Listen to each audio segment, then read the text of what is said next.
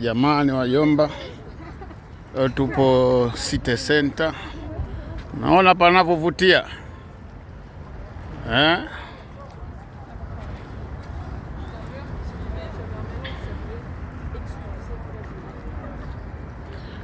huu ndo mji wetu City Center. Nadhani mnapaona panapovutia. Mji umekaa vizuri kabisa.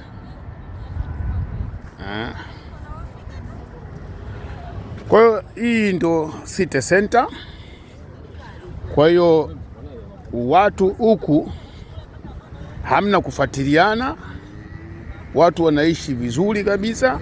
Kwa hiyo hata kama utakuja, kama ninavyoongea siku zote, hamna mtu wa kukusema eti wewe njoo hapa nikusachi si nini. Amna huku, amna kama yale ya kibongo, askari anakupiga tu mgongoni, onyesha kitambulisho. Amna huku, watu wanaishi kistaarabu. Kama hautofanya kosa,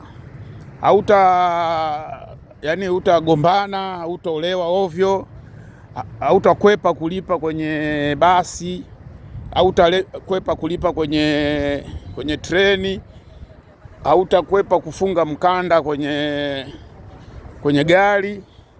Unaweza ukakaa maisha yako yote bila kukamatwa, bila kuhojiwa.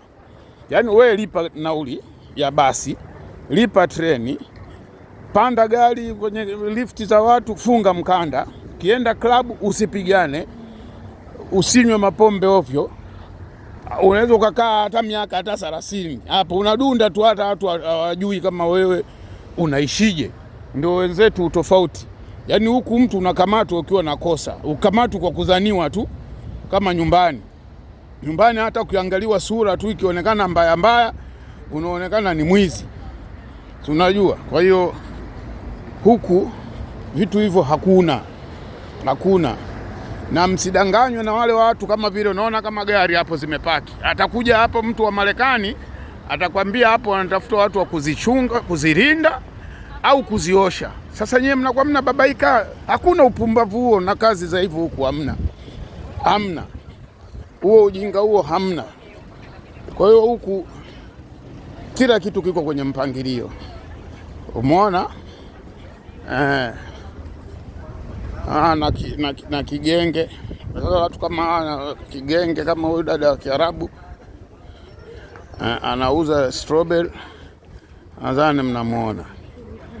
Hana mbambamba, mrembo kabisa na genge. Lakini nyumbani mdada ukimwambia uze genge kina Wema Sepetu hawezi kukubali. Haya ndo maisha ya Mamtoni.